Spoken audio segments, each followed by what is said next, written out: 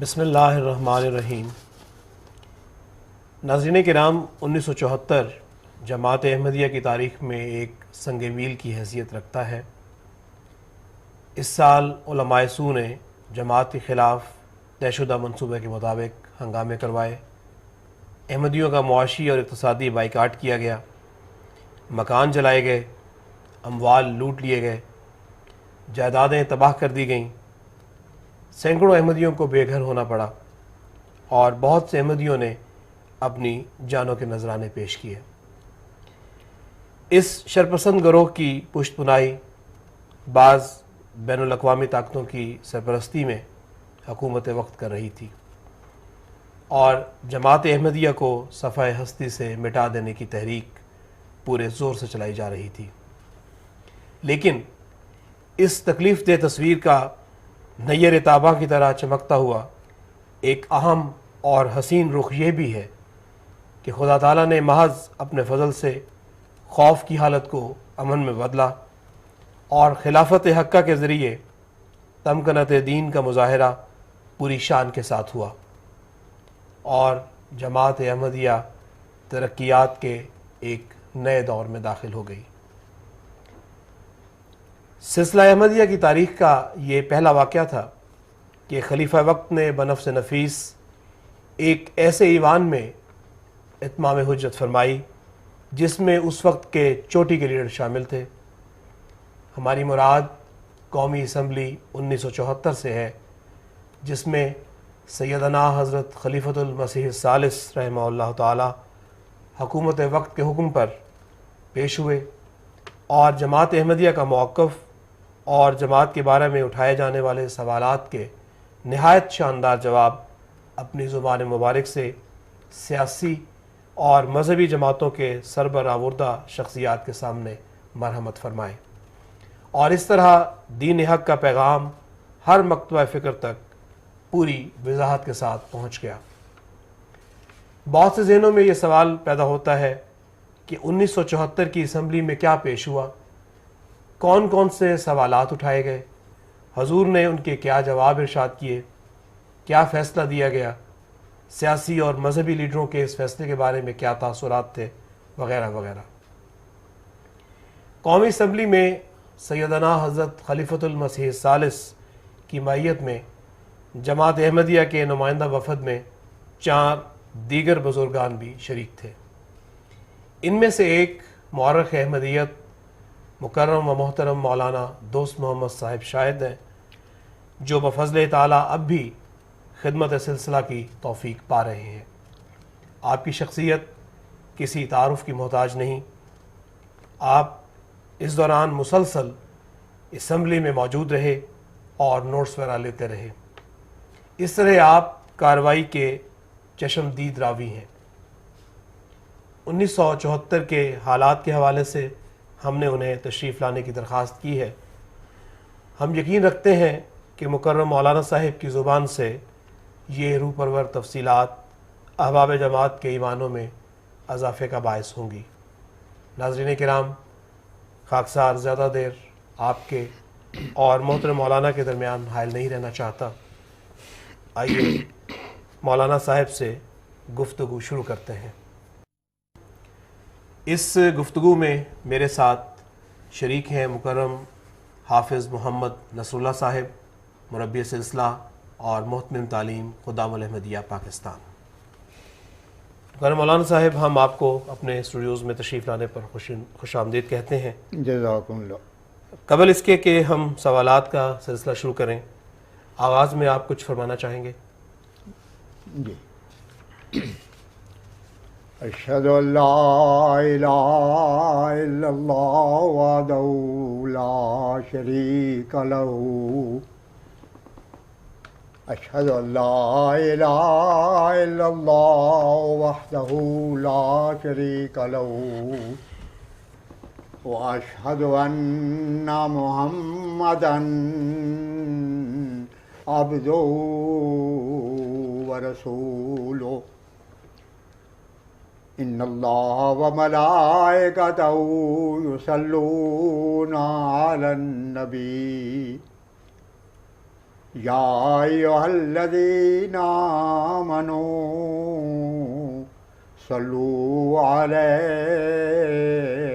وسلموا تسلیما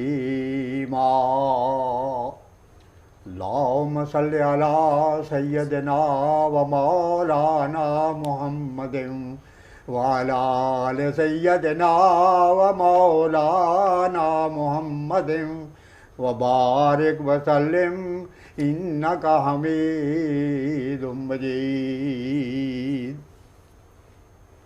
ہمارے دین کا قصوں پہ ہی مدار نہیں، نشان ساتھ ہیں اتنے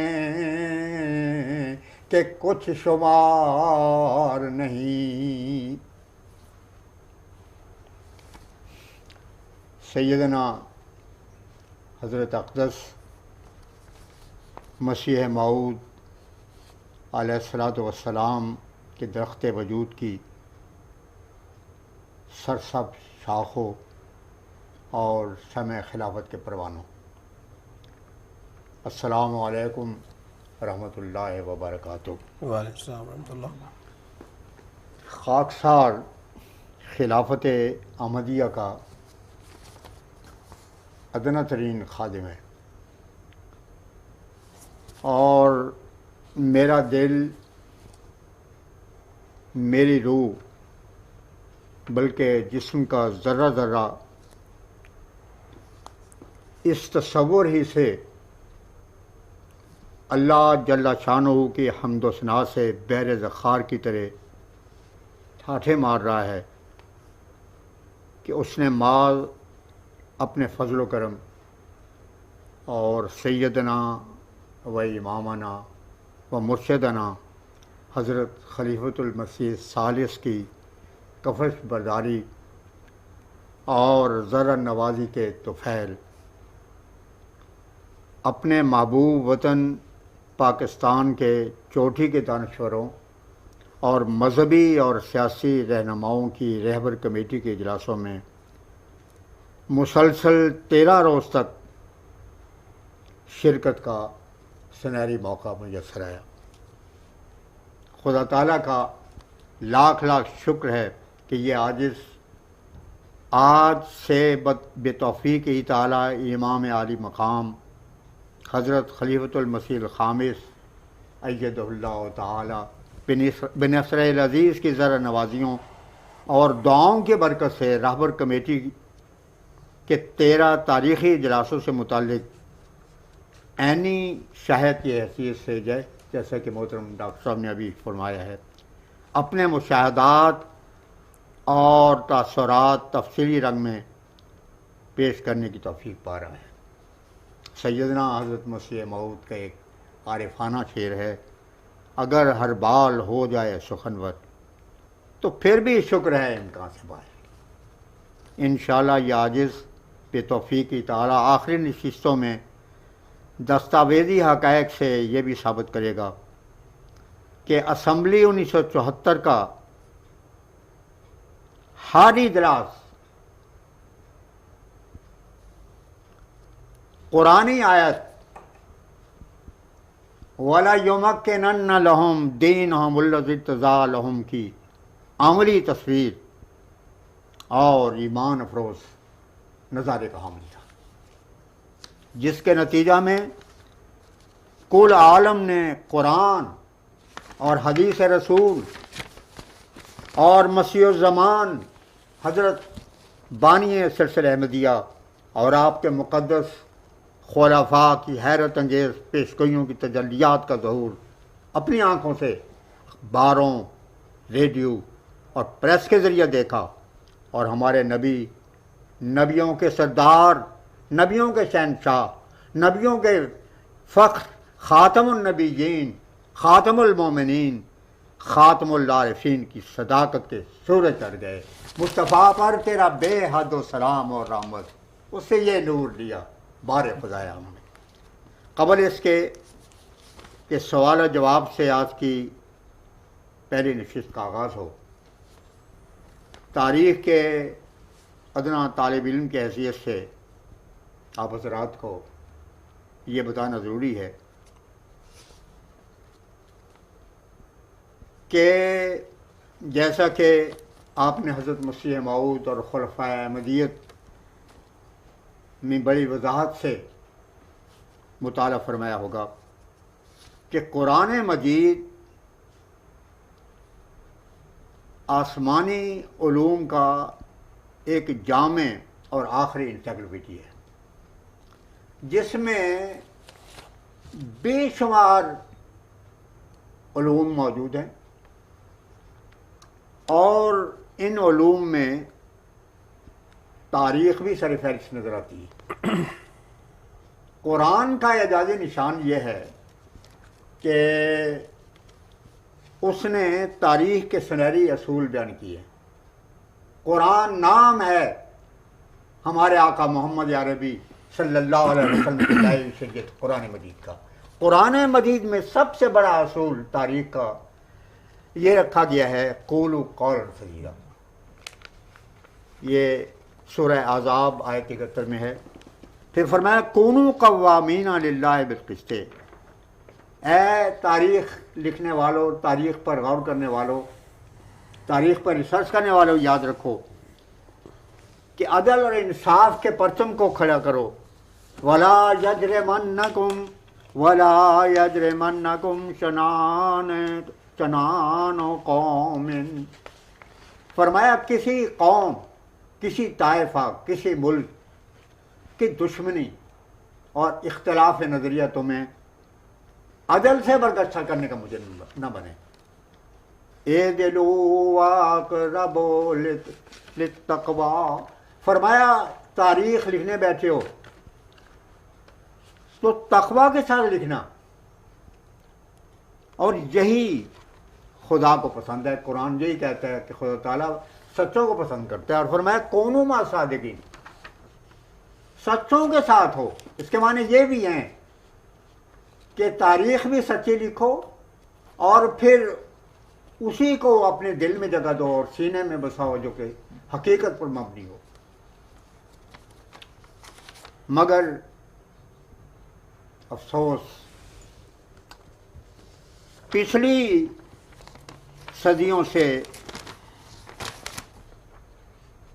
بالخصوص بر صغیر کے چوٹی کے مذہبی رہنماؤں نے مسلمانان عالم کے دل میں یہ انتہائی خطرناک عقیدہ نقش کر دیا ہے اپنی کتابوں اور اپنے خطبوں، تقریروں اور اپنے عمل کے ذریعے سے کہ احیاء حق کے لیے جھوٹ کا بولنا محض جائز ہی نہیں بلکہ بعض کا واجب بھی ہو جاتا ہے، اور اس حد تک واجب ہے کہ جب وجوب کی حد تک جھوٹ کا بولنا حق و صداقت کی اشاعت کے لیے ضروری ہو جائے تو پھر سفید جھوٹ بولنا چاہیے، تاکہ سننے والا یہ وہم و گمان ہی نہ کر سکے کہ اتنا بڑا جھوٹ بھی ممبر و محراب کے وارث کی زبان سے بولا جا سکتا ہے۔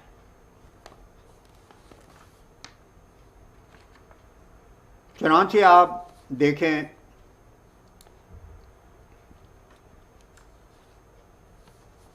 دیوبند کے مشہور عالم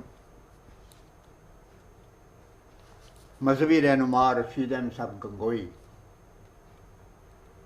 جن کا مقام اور جلالت مرتبت اس حد تک ہے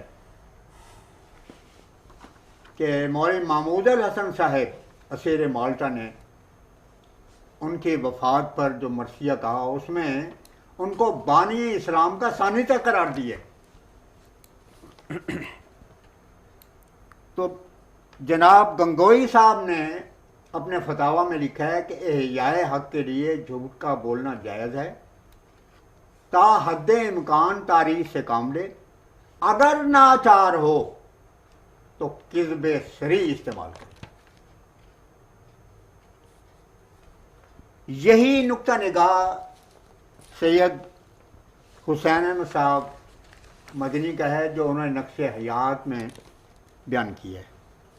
بانی جماعت اسلامی سید ابوالعلا صاحب مودودی نے ترجمان القرآن مئی 1958 میں کھلے لفظوں میں اس کی تائید کی ہے اور کہا ہے کہ یہ غلط ہے کہ ہر موقع پر سچائی پر عمل کرنا چاہیے، بعض کا جھوٹ بولنا واجب ہے۔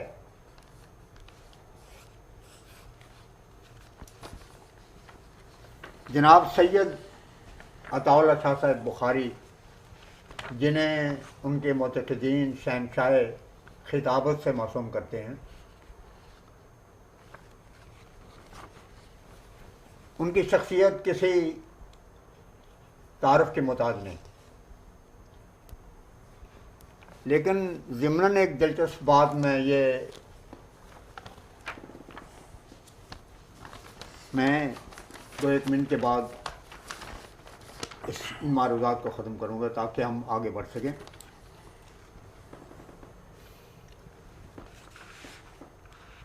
مجاہد الحسینی صاحب نے ایک کتاب لکھی ہے فرمودات بخاری، اس میں انہوں نے شاہ جی کی ایک تقریر کا حوالہ دی ہے۔ لکھتے ہیں کہ شاہ جی نے ایک دفعہ اپنے تقریر کے دوران کہا، یہ بتانے کے لیے کہ مجھے میری شریعت کہنے والے دراصل ذہنی طور پر کیا تصور رکھتے ہیں۔ تو شاہ جی نے کہا کہ یار لوگوں نے، یونی کے الفاظ ہیں، یار لوگوں نے شریعت کو نہ ماننے کے لیے میرا نام امیر شریعت رکھ دیا۔ یہ فرمودات بخاری کتاب میں ہے۔ شاہ جی نے ایک دفعہ یہ بیان دیا اور یہ بیان ان کے مشہور عقیدت مند شورش صاحب مدیر چٹان نے ان کے سوانح عمری میں بیان کیا ہے۔ شاہ جی نے یہ کہا کہ آج دنیا میں سب سے زیادہ جھوٹ اخبارات بول رہے ہیں، اور یہ جھوٹ اس کثرت کے ساتھ بولا جا رہا ہے۔ صاف طور پر اشارہ ہے کہ وہ بیرون دنیا میں تو گئے نہیں، بر صغیری کا ذکر ہے۔ کہتے ہیں کہ اتنا جھوٹ بولا جا رہا ہے کہ اگر وہ ہمالیہ پہاڑ کے اوپر ڈال دیا جائے تو پورا ہمالیہ دھنس جائے زمین میں۔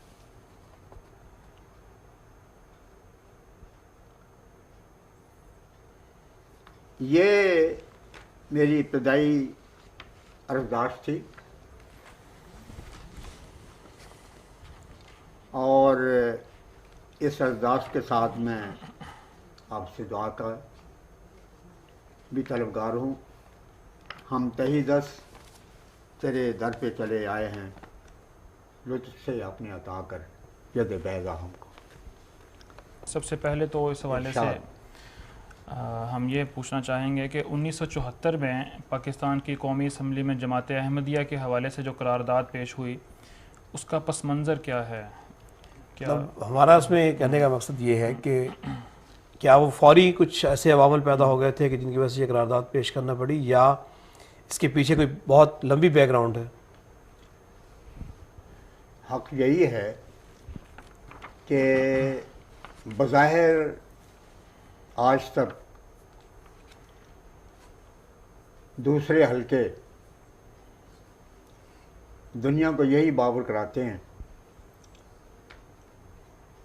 کہ ایک سانحہ روا میں ہوا جس میں قادیانیوں نے دوسرے مسلمان طلباء جو نستر کالج کے تھے ان کی زبانیں کاٹ دیں، ان کو مارا پیٹا، اور بڑی خونچ چکاں حکایات پیش کر کے کہا جاتا ہے کہ اس کے نتیجے میں پاکستان اور عالم اسلام کو خیال آیا کہ یہ تو ان کو غیر مسلم قرار دیا جانا چاہیے. لیکن صاف بات ہے، جیسے کہ میں آئندہ چل کے بیان کروں گا، حضور کی خدمت میں یہ بات ہوئی، یہ ضرب خفیف کا ایک واقعہ تھا، اور کسی ایک مسلک کے طالب علم دوسرے طالب علموں کے مارنے کے واقعات نہیں. اس پاکستان میں تو قتل و غارت کے روزانہ واقعات ہو رہے ہیں، ہر جگہ ہو رہے ہیں، ہر سوسائٹی میں ہو رہے ہیں، ہر شہر میں ہو رہے ہیں. تو اس کے نتیجے میں کسی کو مسلم غیر مسلم قرار دینے کا ایسا ہی بات ہے کہ جس سے کہا جائے کہ چونکہ چاول سفید ہیں لہذا زمین گول ہے.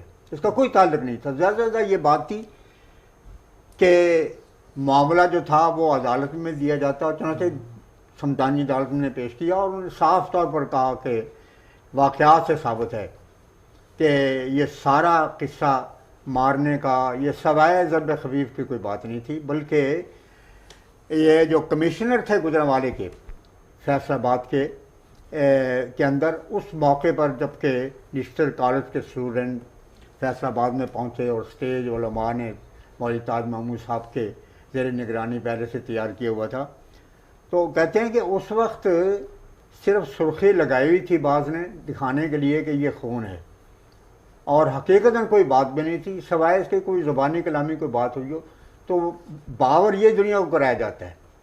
مگر اختصار کے ساتھ میں عرض کروں گا کیونکہ تفصیلات آگے آ رہی ہیں، اور اس پر میں اللہ تعالیٰ کے فضل سے مقالہ مکمل کر چکا ہوں، قریباً 300-350 صفحات کا ہے. خلاصہ اس کا میں یہ عرض کرنا چاہتا ہوں کہ جماعت احمدیہ کے خلاف بین الاقوامی ایجیٹیشن اور مخالفت کا محاذ حقیقتاً حضرت مسیح موعود علیہ السلام کے زمانے سے شروع ہوا، اور سب سے پہلا کفر کا فتویٰ مولوی محمد حسین صاحب بٹالوی نے لگایا. لیکن وہ آغاز تھا، اور اس وقت یہی سمجھا جاتا تھا، اور اس وقت کے علماء جن میں مولوی کرم الدین صاحب بھی تھے، اور اس کے علاوہ ایک مولوی محمد غازی صاحب، انہوں نے یہ لکھا کہ بات یہ ہے کہ مرزا صاحب نے اصل و خیر کے نام سے اشتہار دیا ہے کہ ہم دونوں فریق صلح کر لیں، کہ کم از کم اپنے عقیدے پر ضرور قائم رہیں، لیکن اسلام کے مطابق اخلاقی اقدار کو پامال نہ ہونے دیں. یہ حضرت مسیح پاک علیہ السلام نے قادیان سے اشتہار دیا. یہ 1900 کی بات ہے. تو غازی صاحب نے ایک کتاب شائع کی، راولپنڈی میں وہ چھپی موجود ہے. انہوں نے کہا کہ مرزا صاحب مسالت کی بات کرتے ہیں، یہ تو اپنے وقت کے ابو جہل ہے معاذ اللہ، اور آج نہیں تو چند دنوں تک یہ ختم ہو جائیں گے. ہمیں کوئی ایسے گھبرانے کی بات نہیں ہے. اور مسالت کا جہاں تک تعلق ہے، ایک ہی صورت ہے مسالت کی کہ مرزا صاحب اپنے کتابوں کو جلا دیں، نظر آتش کر دیں، اور حضرت پیر میر علی شاہ صاحب کے ہاتھ پر بیعت کر لیں. تو ان کا خیال یہی تھا کہ یہ مخالفت تو ہم کر رہے ہیں مگر یہ جلدی ختم ہو جائے گا. قصہ آگے میں بتاؤں گا کہ گورنمنٹ نے کس طرح علماء کی پشپنائی کی، اور علماء نے اس وقت کیا کچھ کردار ادا کیا. تفصیل سے آگے آئے گا انشاءاللہ تعالیٰ. خلافت اولیٰ کے زمانے میں جماعت کو خلافت کے نظام کے استحکام کے لیے حضرت خلیفہ اول کی زیر قیادت اپنی پوری طاقت صرف کرنی پڑی. اور اس دوران بلکہ مسیح موعود کی وفات پر مولانا ثناء اللہ صاحب جیسے عالم دین نے لکھا کہ مرزا صاحب تو فوت ہو گئے ہیں، اس لیے یہ جو مدرسہ احمدیہ بنانے کا قصہ ہے اس کو ختم کرو، یہ ہمارے کام آئے گا. اور میں یہ کہتا ہوں کہ تمام دنیا کے مسلمان مرزا صاحب کی کتابوں کو جلا دیں، اور آئندہ کوئی مورخ بھی ذکر نہ کرے. تاریخ احمدیت میں نے اس کی تفصیل دی ہے. اور حسن نظامی صاحب سجادہ نشین نظام الدین اولیاء نے یہ کہا کہ میر صاحب جیسے عالم دین تو فوت ہو گئے ہیں، اب احمدیوں کو چاہیے کہ ہمارے ساتھ مل جائے.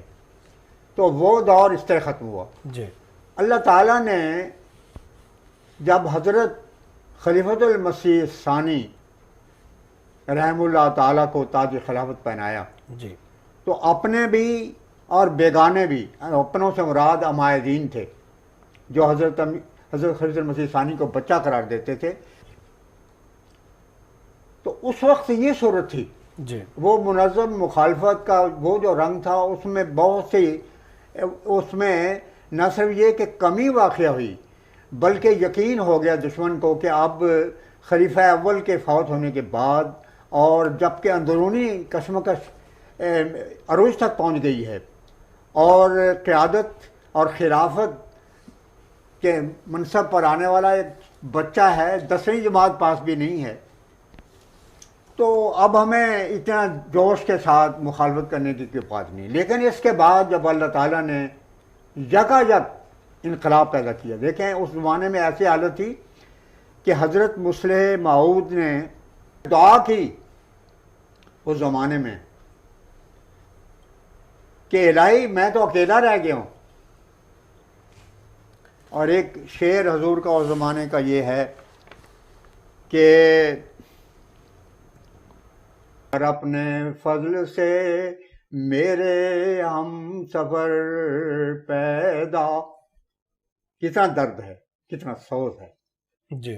کر اپنے فضل سے میرے ہم سفر پیدا، کہ اس دیار میں یا رب غریب ہوں میں. سب چھوڑ کے چلے گئے. اب اس بچے کی یہ صورت ہے. اللہ حضور نے جب اشتہار دیا اس میں فرمایا کہ میں بچہ صحیح، مگر یہ بچہ عرش کے خدا کے ہاتھ میں ہے، کوئی نہیں جو خلافت کا مقابلہ کر سکے. طوفان اٹھیں گے، خدا ان کے رخ کو بدل دے گا. پہاڑوں جیسے مصائب بھی ہوں گے تو خدا ان کو پاس پاس کر دے گا. یہ پہلا اشتہار تھا. کجا وہ زمانہ کے شروع میں کہتے تھے 10ویں صدی ہیں، پھر چند مہینوں کے بعد کہنے لگے کہ 90ویں صدی مرزا محمود کی بیعت کرنے والوں میں شامل ہو. صورت یہ تھی کہ پہلا جلسہ سالانہ خلافت ثانیہ کا جو ہوا ہے، جی. میرے پاس وہ ریکارڈ موجود ہے. افسر جلسہ سالانہ نے، جو کہ اس وقت بیت المال کے افسر تھے، ان کی رسید موجود ہے کہ جلسہ سالانہ کے لیے ہمارے پاس کوئی رقم نہیں، ہم نے حضرت مرزا محمود احمد صاحب خلیفۃ المسیح ثانی سے 500 روپے ادھارے لیے. یہ صورتحال تھی.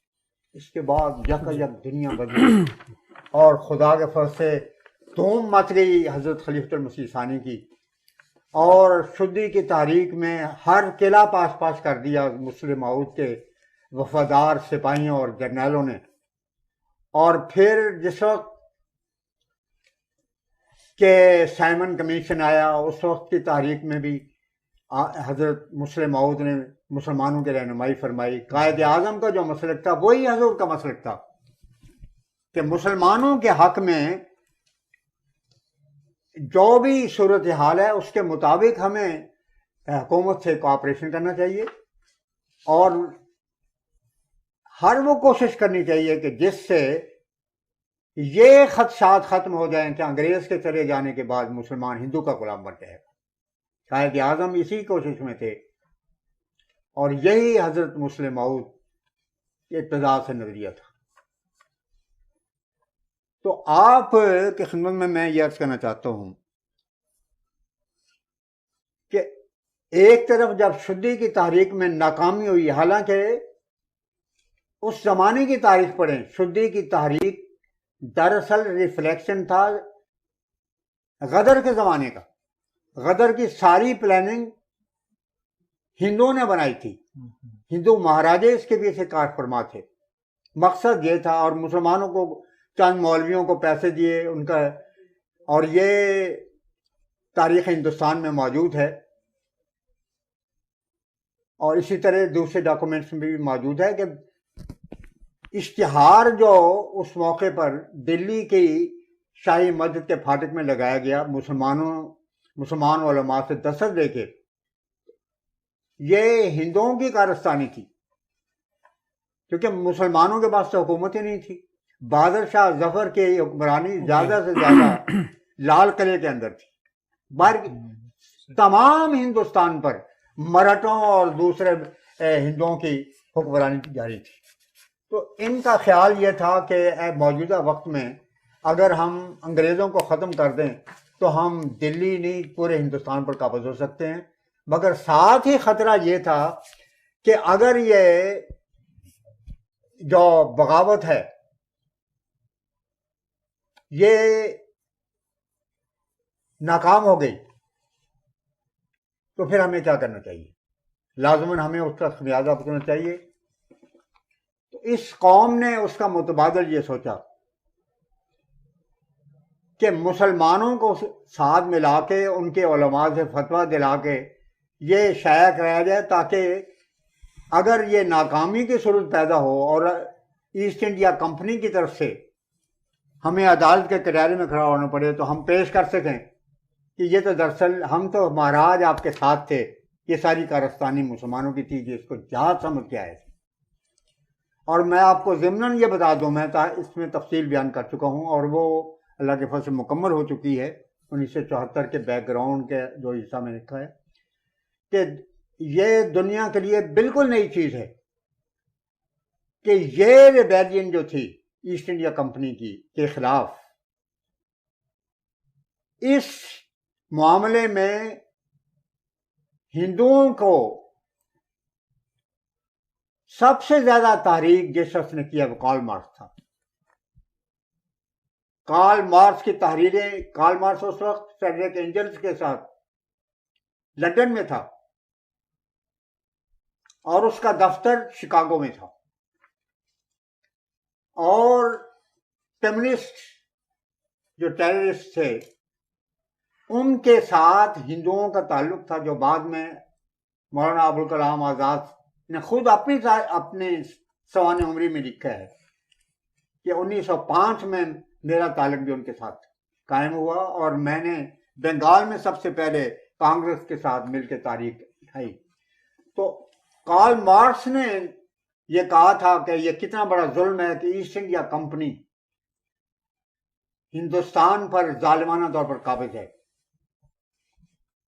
اور مسلمانوں کی تو کوئی حیثیت نہیں ہے، وہ تو اقلیت میں ہیں اور ان پڑھ ہیں، معاشی لحاظ سے ان کی کوئی حیثیت نہیں، مگر وہاں پر بڑے بلند پایا فاضل موجود ہیں، لیڈر ہیں ہندوؤں کے، اکثریت ہندوؤں کے، میجارٹی ان کی ہے، مگر ہندوؤں پر ظالمانہ طور پر ایسٹ انڈیا کمپنی نے قبضہ کر لیا ہے۔ اس اشتعال کے نتیجے میں یہ ساری قصے ہوئے، ورنہ بعض ہندو اپنے طور پر ایسٹ انڈیا کمپنی کے خلاف بغاوت کا بلند نہیں کر سکتے تھے۔ تو بہرحال میں یہ اشارتاً بتا رہا ہوں کہ اس کے بعد ایجیٹیشن ہوئی، تحریک خلافت اٹھی اور سارا مقصد یہ تھا کہ کس طرح انگریز کو نکال دیا جائے اور ایسی صورت میں نکالا جائے کہ انگریز کے چلے جانے کے بعد براہ راست اقتدار جو ہے وہ ہندو کے ہاتھ میں آ جائے۔ اس کے راستے میں سب سے بڑی روک مسلمانوں کے سیاسی طبقوں میں حضرت قائد اعظم تھے اور مذہبی دنیا میں اس وقت حضرت مسلم موعود کا وجود تھا۔ یہاں تک دلی کے اخباروں نے تیز نے لکھا کہ ہمیں اب پتہ چلا ہے کہ ہماری سب سے بڑی مخالف جماعت جو کہ آصف شاہ پہاڑ کی طرح ہے وہ جماعت احمدیہ ہے، جب تک ہم اس کو ختم نہ کریں ہم اپنا سوراج قائم نہیں کر سکتے۔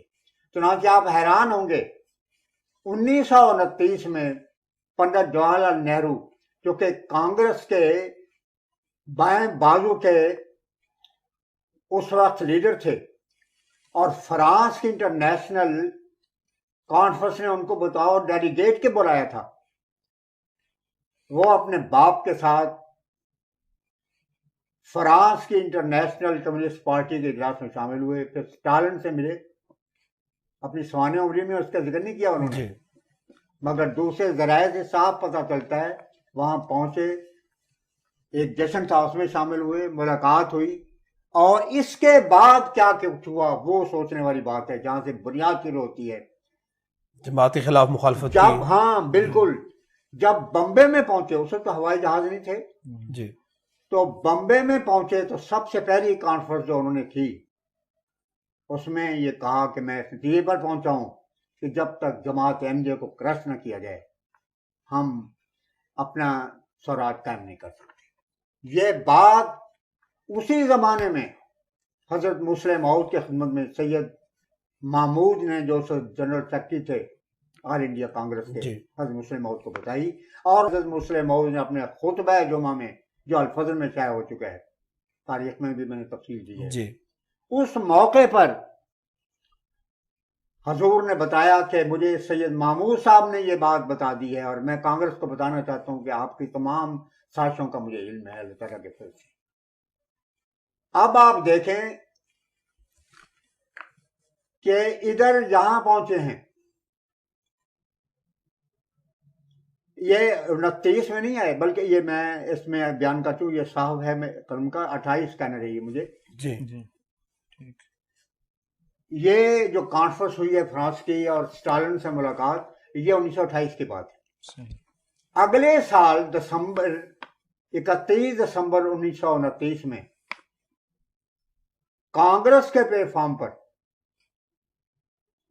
جیسا کہ اس کے پہلے صدر مولوی حبیب الرحمان صاحب نے اپنی کتاب اپنے ان کی سوانح عمری میں جو ان کے بیٹے نے لکھی, عزیز الرحمان صاحب نے, رئیس الارار کے نام سے, جی شورش صاحب نے اپنی کتاب میں سید طارق شاہ صاحب بخاری کے تذکرے میں کھلے لفظوں میں یہ بات کہی ہے, اور کہا ہے کہ یہ ساری پلاننگ مولانا آزاد کی تھی. ان کے کہنے پر مدرسے آرار اسلام قائم ہوئی ہے کانگریس کے پلیٹ فارم سے, کانگریس کے پلیٹ فارم پر.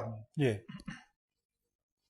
اور مولانا ابوالکلام آزاد کا مسئلہ کیا تھا, ان کی کتاب جو کہ ان کی وفات کے بعد شائع ہوئی,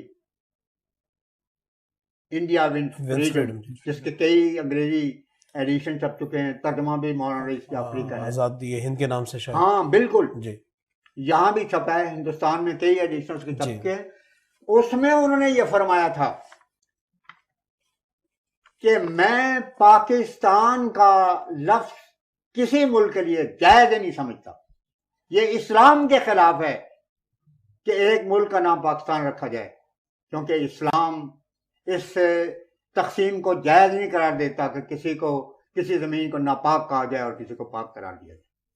یہ ٹوٹلی میں اس سے ڈیفر کرتا ہوں. ہاں میں یہ ضرور چاہتا ہوں کہ یہودی بہت بے بس ہیں, بہت بڑی تعداد ہے, انٹیلیجنٹ لوگ ہیں, ان کے کوئی حکومت نہیں. مسلمانوں کی جو بے شمار حکومتیں ہیں, کسی نئی حکومت کی کیا ضرورت ہے ان کو. اس بے بس قوم کے لیے ایک ہوم لینڈ ضرور ہونا چاہیے. یعنی یہودیوں کے لیے تو ان کے دل میں یہ تھی بات, بات تھی, اور پاکستان کے بھی یہ نظریہ تھا جس میں وہ ڈٹے رہے آخر وقت تک, اور یہی وہ عملی پروگرام تھا جس کے لیے سر درد کی بازی ساری عمر میں لگائی ہے مجلس آرار اسلام نے, اور آج تک وہی کام جو ہے وہ جاری ہے. اس کے بعد پھر 1934 میں مجلس آرار نے جلسہ کیا قادیان میں, اور اس میں جماعت احمدیہ کو غیر مسلم اقلیت قرار دیے جانے کی قرارداد پاس کی, اور قرارداد پیش کرنے والے وہ علماء تھے جو کانگریسی تھے اور دیوبندی تھے. عجیب بات ہے, یہ اس وجہ سے کیا گیا کہ 1900 انتہائی کوشش تھی کانگریس کی کہ راؤنڈ ٹیبل کانفرنس مسلمانوں کے متعلق کوئی فیصلہ نہ کرے, کیونکہ خود نہرو صاحب نے کہا ہے کہ اپنے میری کہانی جو ان کے لکھی ہے, وہ کہتے ہیں کہ ہم نے بائیکاٹ کی. ایک تو بائیکاٹ کیا پہلے سیشن میں, ایک میں گاندھی صاحب گئے اور انہوں نے بات کرنے سے انکار کر دیا, اور تیسرے میں ایسی صورت ہوئی کہ قائد اعظم نے فیصلہ کر لیا کہ میں اب ہندوستان واپس نہیں جاؤں گا, کیونکہ کانگریس کو ماننے کے لیے تیار بھی نہیں, کوئی بات نہیں مسلمانوں کو متعلق مانتی. یہاں تک قصہ تھا. کیوں نہیں مانتی تھی؟ پنڈت نہرو نے یہ اس میں لکھا ہے اپنی میری کہانی میں کہ ہم اس لیے نہیں گئے تھے کہ مسلمانوں اور دوسری اقلیتوں کے حقوق کے متعلق وہاں پر کوئی ایکٹ تیار کریں یا کوئی فیصلہ کریں یا مفاہمت کریں، کیونکہ یہ کام برطانوی گورنمنٹ کا نہیں تھا، یہ کانگریس کا کام ہے. انگریزوں کا اتنا ہی کام ہے کہ وہ جلدی سے جلدی ہمیں مکمل طور پر یہاں سے نکل جائیں اور اس کے بعد پورا اقتدار کانگریس کو، جو کہ اس وقت واحد جمہوری پارٹی ہے، اکثریت کی پارٹی ہے، اس کو منتقل کر دیں. یہ فیصلہ ہم نے کرنا ہے، یہ انگریز کا کام نہیں. اب جس وقت اس مخالفت کے باوجود 1935 کا ایکٹ نافذ ہونے لگا، جس میں کہ مسلمانوں کو بہت سی مراحت ملی، اللہ تعالیٰ جزائے خیر دے حضرت چودھری محمد ظفر اللہ خان صاحب کو، آغا خان کو، حضرت قائد اعظم کو، جنہوں نے سر دھڑ کی بازی لگا دی. مگر دیوبندی بھی، علماء بھی، آراری بھی، کانگریس بھی یہی شور مچاتے رہے کہ یہ ایک ناکام ہے، یہ کوئی حق نہیں ہے انگلستان کے سیاستدانوں کو کہ وہ مسلمانوں کے متعلق کوئی بات کریں. یہ باتیں تو جمہوری لحاظ سے اور بحیثیت پالیٹیشین کے لحاظ سے اس کا تعلق تو صرف کانگریس کے ساتھ ہے. اب میں آخر میں صرف یہ عرض کرنا چاہتا ہوں کہ چونکہ اگلے سال 1935 میں یہ نافذ ہونے والا تھا، جی، جو لیڈرشپ تھی کانگریس کی، اس نے سوچا کہ اگر یہ صورت ہے، چونکہ اس وقت کی تاریخ بتاتی ہے اور میں نے ثابت کیا ہے کہ بعض اوقات حضور نے اپنے خطبے میں دیا اور اس کے ہمارے اللہ تعالیٰ کے فضل سے دستاویزی ثبوت موجود ہیں کہ بعض اوقات دلی میں مسلم لیگ کو اپنے جلسے کے لیے فنڈ بھی نہیں موجود تھے اور قادیان سے جاتے تھے، اور جماعت عملی طور پر سب سے زیادہ کام کرنے والی جماعت احمدیہ تھی. جی، اسی وجہ سے قائد اعظم 1933 میں جب تشریف لائے ہیں، اپنے دی فیوچر آف انڈیا کا لیکچر آپ نے دیا ہے، اور جماعت احمدیہ کے امام حضرت مسلم موعود کی تحریک سے آپ نے پھر دوبارہ ہندوستان آنے پر آمادگی ظاہر کی ہے. تو آپ نے سب سے پہلے جو لیکچر دیا وہ مسجد احمدیہ، مسجد فضل لندن میں دیا تھا، اور اس کے اخبارات میں، اسٹیٹس مین میں موجود ہے، ہندوستان ٹائم میں موجود ہے. اس کے علاوہ انگلستان کا پریس اس میں صاف موجود ہے کہ قائد اعظم نے، اور دنیا حیران رہ گئی کہ جماعت احمدیہ کے مسجد میں آ کے تو انہوں نے یہ اعلان کیا ہے. تو یہ صورتحال تھی. اس وقت کانگریس نے یہی سوچا کہ اگر مسلمانوں کو حقوق بھی حاصل ہو جائیں تو ان کا ایسا آپریشن کیا جائے کہ جو فعال طبقہ ہے جماعت احمدیہ اس کو علیحدہ کر دیا جائے. تو یہ مخالفت کی بنیاد تھی. اس بنیاد کے بعد جب 47 میں آر تحریک کی مخالفتوں کے باوجود اور ان کے آل انڈیا کانگریس اور ان کے جو ساتھی تھے ان کی کوششوں کے باوجود اللہ تعالیٰ کے فضل سے جماعت احمدیہ اور قائد اعظم، جماعت احمدیہ تو بیسیت جماعت کے واحد جماعت ہے جس نے قائد اعظم کے دوش بدوش تحریک آزادی ہند میں اور جہاد پاکستان میں حصہ لیا ہے. لیکن یہ پہلے سے انڈر گراؤنڈ فیصلے ہوئے، اور برطانیہ، ماؤنٹ بیٹن، پنڈت نہرو، ان کا فیصلہ یہ تھا کہ فی الحال پاکستان بنانے دیا جائے، مگر لگڑا پاکستان ہو، اور ایسی صورت ہو کہ چند سال کے اندر اندر خود پاکستان کے رہنے والے ان کو چکنا پڑے اور پھر درخواست کرنی پڑے کہ ہم ہندوستان میں شامل ہوتے ہیں.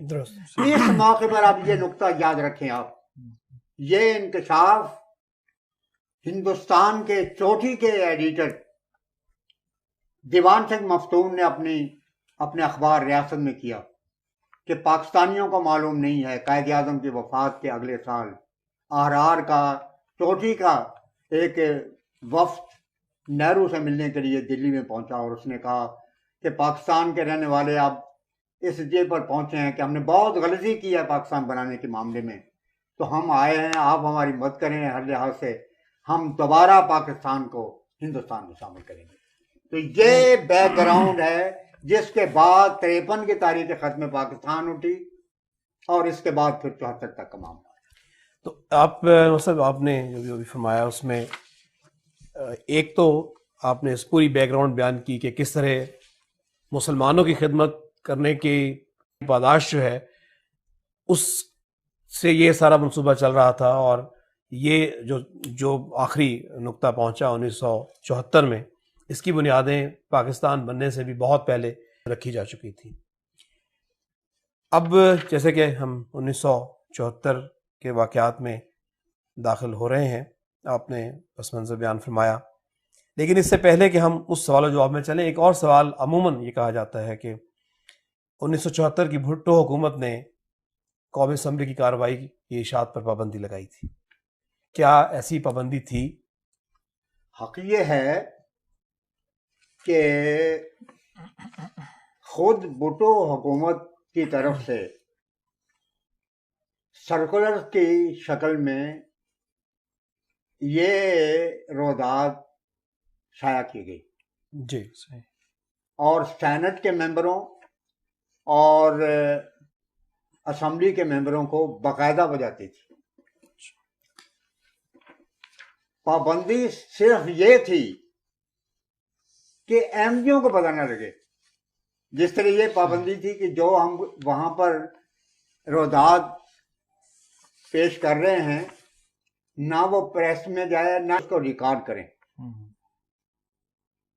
اسی طرح یہ جو شائع کی گئی وہ اس طریقے پر شائع کی گئی کہ اپنوں تک پہنچے اور احمدیوں کو خبر نہ ہو۔ مگر احمدیوں کی عظمت شان یہ دیکھیں کہ جب معذرنامہ کے متعلق بھٹو حکومت کی طرف سے درخواست کی گئی کہ آپ معذرنامہ بھجوائیں اور اس کے بعد ہم کراس کویسچن کریں گے، حضور نے یہ کتاب تاریخ انصار اللہ جو حضرت ڈاکٹر صاحب کی ابھی حال ہی میں منظر عام پر آئی ہے، میں نے کل اس کو دیکھا ہے، حضور سے پہلے کہا گیا کہ آپ بھجوائیں اور پھر ہم ایک بجائے اس کے کہ وہاں جرا کی جائے آپ ایک دن پہلے بھجوا دیا کریں، ہم آپ کو جواب دے دیا کریں گے۔ میں کوئی سلسلے کے لٹریچر کا حافظ نہیں ہوں، تو اس طرح بڑی آسانی کے ساتھ آپ کے سوالوں کا جواب آئے گا، لیکن انہوں نے کہا کہ نہیں، معذر نامہ بھی لکھ کے بھجوائیں اور پھر معذر نامہ کے ساتھ جو کتابیں ہیں وہ بھی ہمیں طے کر کے بھجوائیں اور اس کے بعد ہم کراس کویسچن کریں گے۔ اب آپ سے میں صرف عرض کرنا چاہتا ہوں کہ جماعت احمدیہ کی عظمت شان یہ تھی کہ معذر نامہ حکومت کے کہنے پر لکھا گیا اور اس کو شائع کیا گیا، اور شائع کرنے کے بعد حضرت خلیفۃ المسیح ثالث کے ارشاد کے مطابق وہ معذر نامہ جماعت احمدیہ نے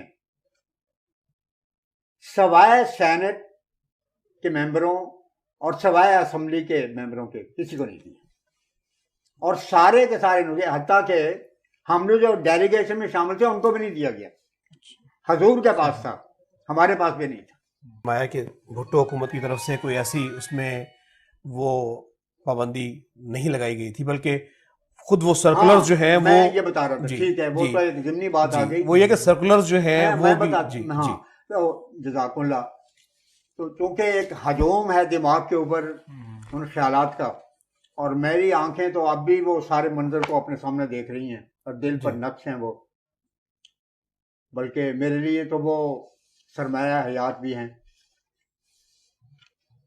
تو سرکولرز تو خود حکومت نے شائع کر رہے تھے، جی، مگر چاہتے یہ تھے کہ یہ شائع شدہ چیز عوام، کہتے یہ تھے کہ عوامی فیصلہ ہے، مگر عوام سے بھی بتا کے رکھتے تھے تاکہ عوام احمدی نہ ہو جائے یہ۔ اور اس سلسلے میں میں یہ بتانا چاہتا ہوں کہ یہ جو پابندی کا جہاں تک تعلق ہے، یہ اس وقت سے پتہ نہیں کس وجہ سے اس کو ایک وحی ربانی سمجھتے ہوئے لوگوں میں پھیلا دیا گیا ایک سازش کے تحت کہ حکومت نے پابندی لگ گئی۔ یہ حکومت تو خود روزانہ اس کو شائع کر رہی تھی ہے جی، اور لڑ رہی تھی کہ کہیں کسی کو پتہ نہ چل جائے۔ آخری دن آپ کا جو سوال ہے میں اس بارے میں عرض کرنا چاہتا ہوں.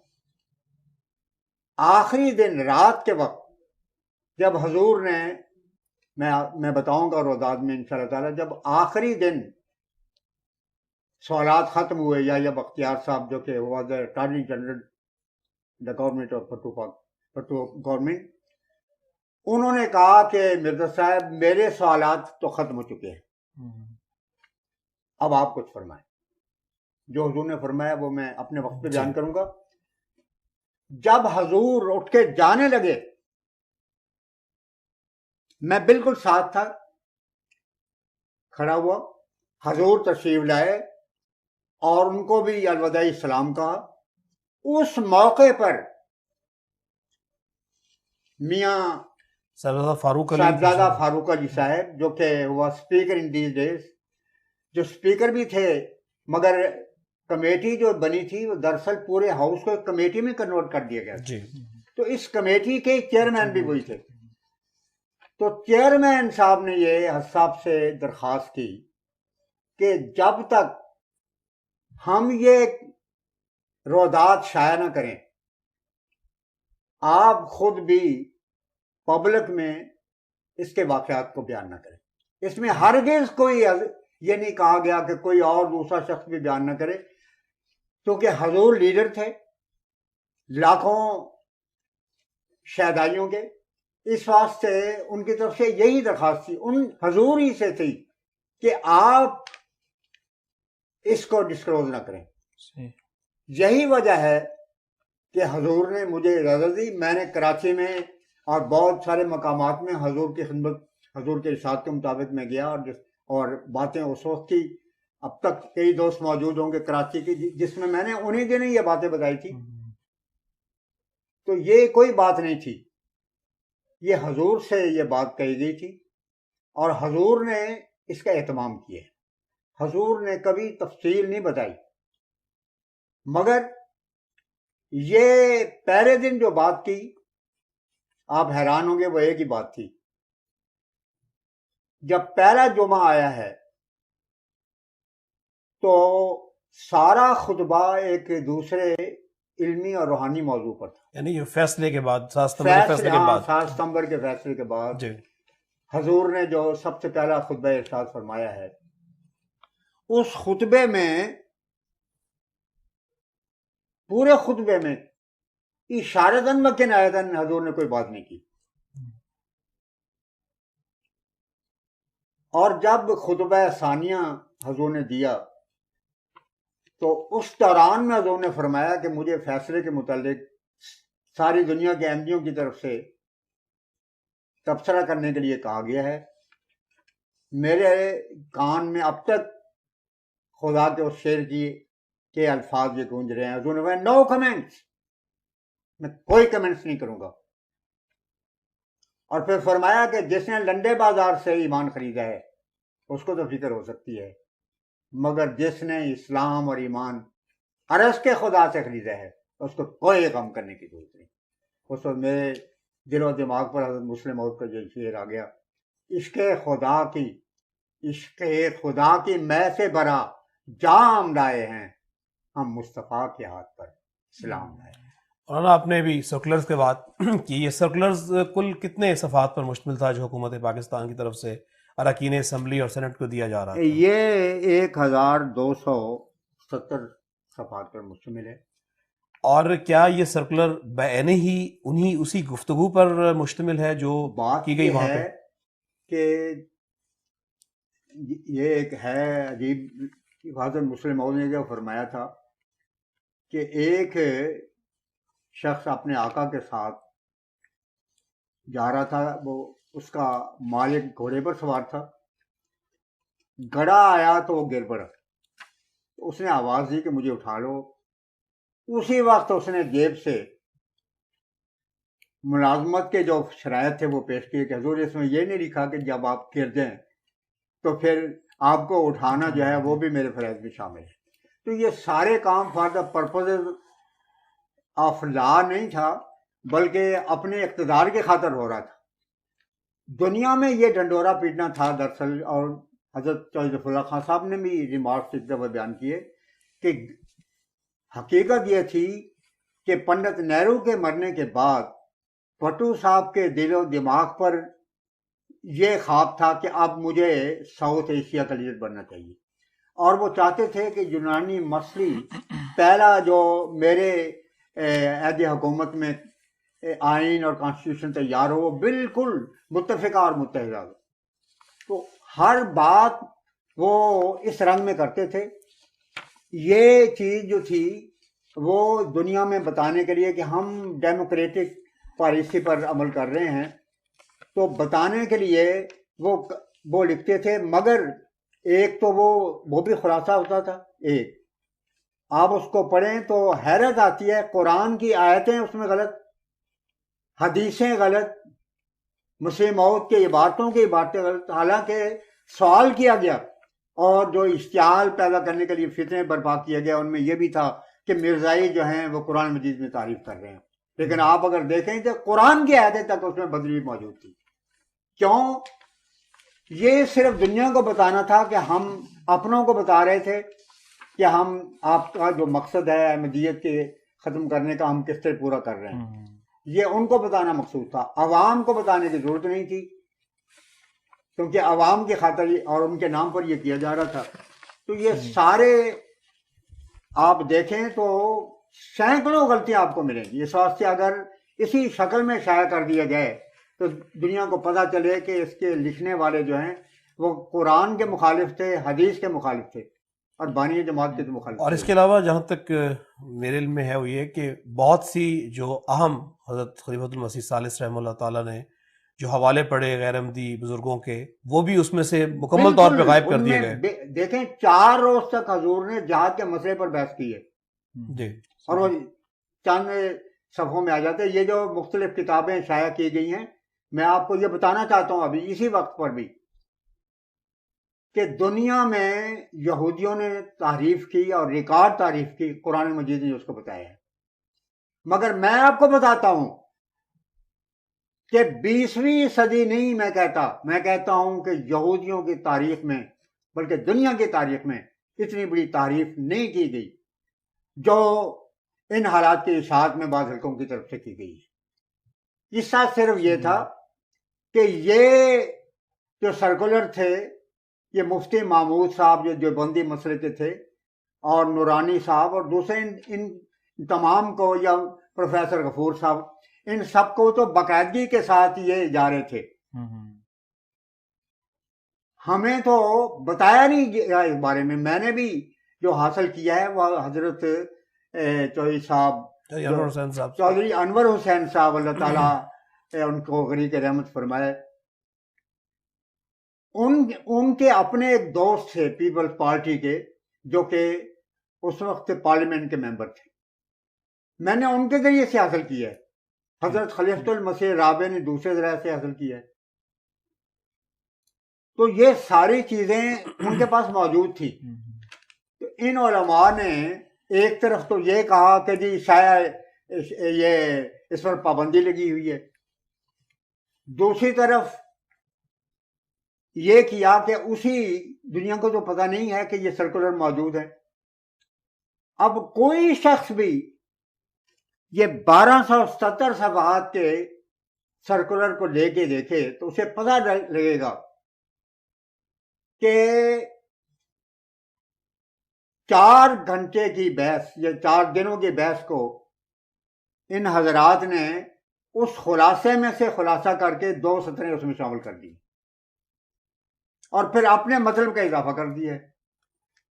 لیکن جہاں تک تعلق ہے اسمبلی کے فیصلے سے پہلے اٹارنی جنرل کی تقریر کا، وہ انہوں نے ڈاکٹر دے دیا، کیونکہ وہ ٹوٹلی جماعت کے خلاف تھی چیز۔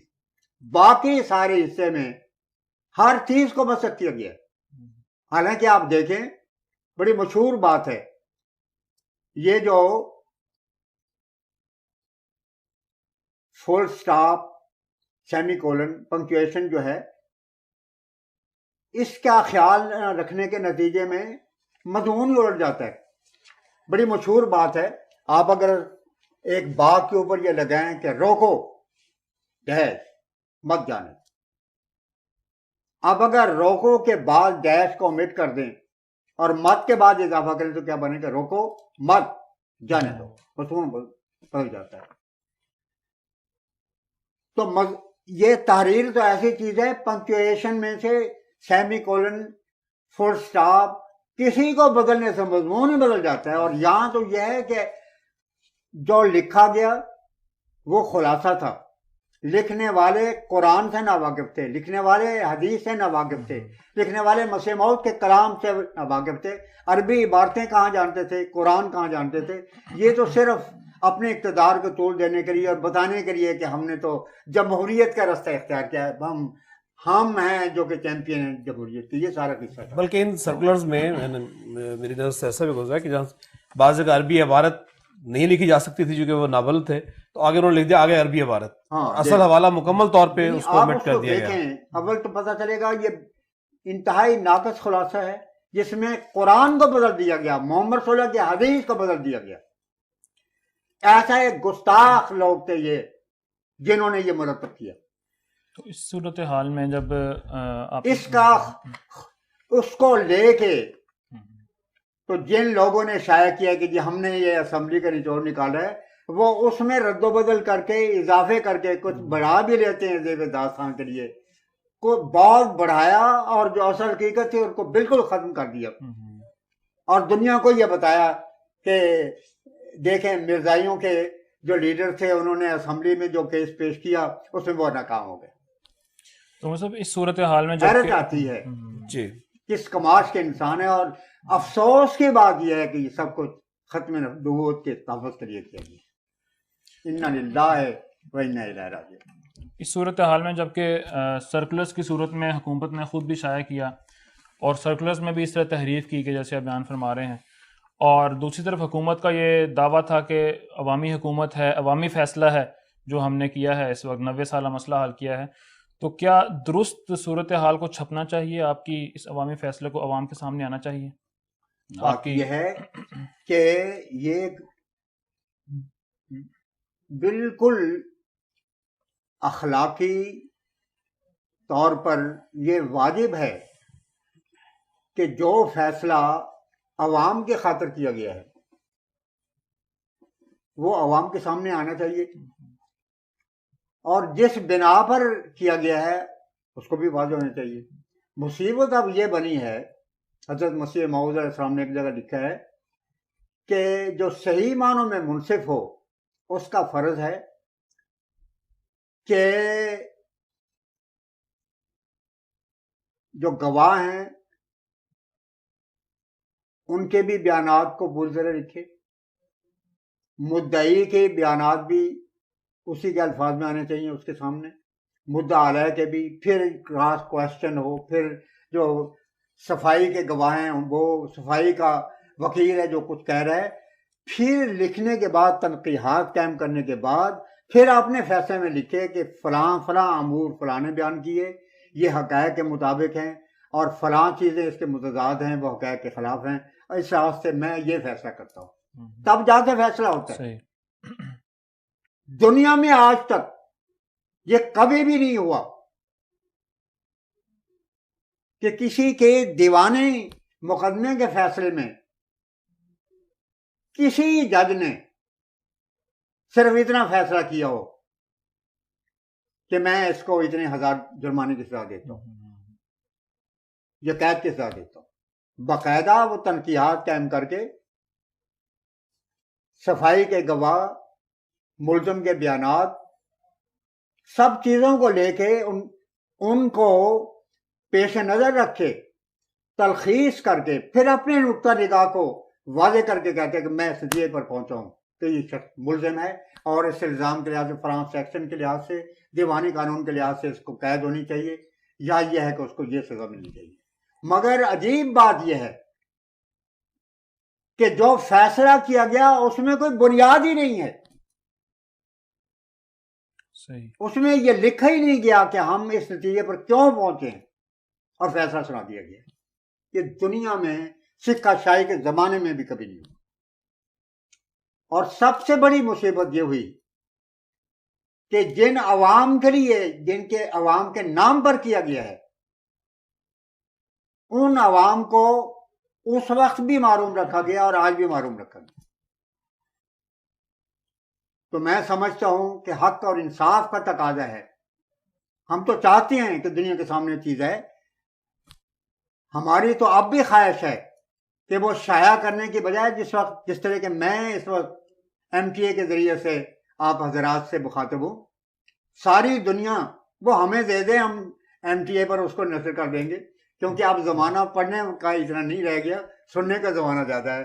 تو خدا کرے کہ وہ بھی دنیا کے سامنے آ جائے. مولانا میں آج کی نشست ختم کرنے سے پہلے آپ سے ایک اسی اصلاح سے ضمنی سوال کرنا چاہوں گا کہ 1974 میں جو کارروائی ہوئی وہ ان کیمرہ ہوئی، اور کیا اس کی ٹیپس وغیرہ یا ویڈیو ٹیپ یا آڈیو ٹیپ حکومت کے پاس موجود ہیں، اور کیا جماعت احمدیہ کو ایسا حق دیا گیا تھا کہ وہ بھی اس کو ریکارڈ کر سکیں؟ جماعت احمدیہ کو ہر حق سے معروم کیا گیا. جی.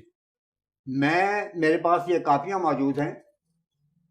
مجھے صرف یہ اجازت تھی کہ جو اعتراض کیا جائے وہ میں لکھوں، تاکہ حضور کی خدمت میں میں اس کے مطابق حوالے اور اصل کتابیں پیش کروں اور حضور اگلے دن اس کا جواب دیں. جی.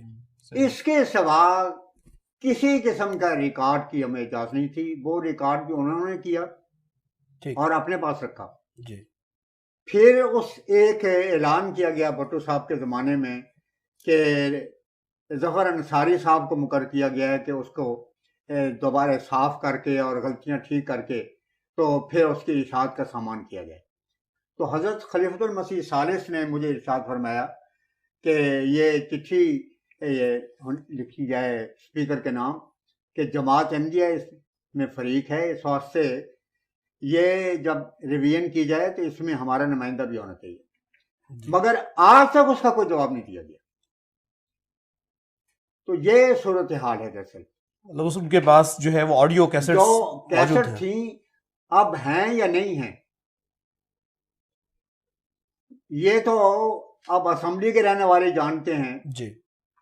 کیونکہ مقصد تو عوام کے نام پر احمدیوں کے خلاف ایک نیا کلمہ بنا کے تو ملا کے ظلم و ستم کو قانونی تحفظ دینا تھا. اس کے ساتھ تو کوئی بات نہیں تھی.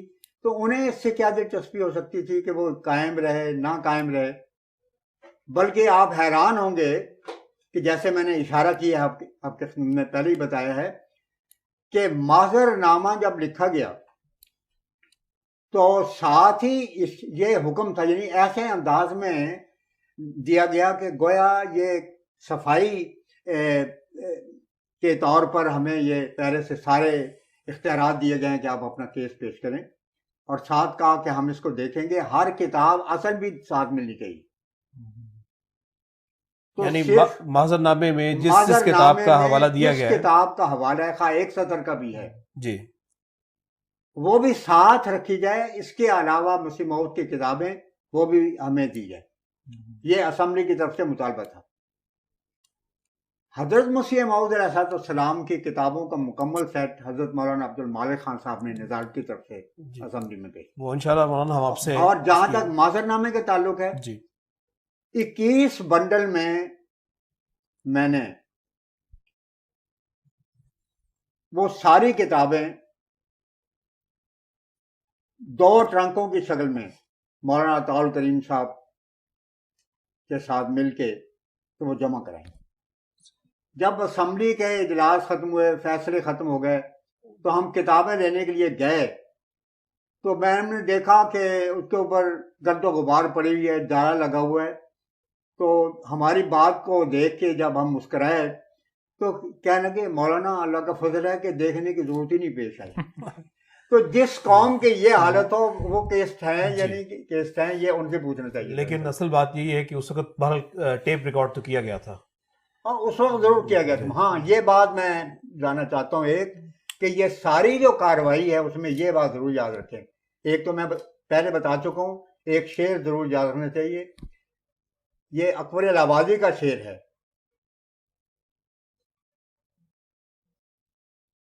بنے ہیں اہل ہوس مدعی بھی منصف بھی، بنے ہیں اہل ہوس مدعی بھی منصف بھی، کسے وکیل کریں کس سے منصفی کس سے منصفی چاہیں؟ تو وکیل بھی خود تھے، فتنہ بھی برپا کرنے والے تھے، وکالت بھی کرنے والے تھے، جی انصاف بھی کرنے والے تھے۔ جزاکم اللہ مولانا، آج کی اس نشست کو اب ہم یہاں پہ ختم کرتے ہیں، اور ناظرین کرام اگلی نشست میں مولانا سے کارروائی کے متعلق تفصیلی سوالات ہوں گے اور پھر مولانا ان کے جوابات دیں گے۔ امید ہے کہ انشاءاللہ تعالی ہمارا یہ سلسلہ کچھ اور نشست تک جاری رہے گا۔ تب تک کے لیے خدا حافظ۔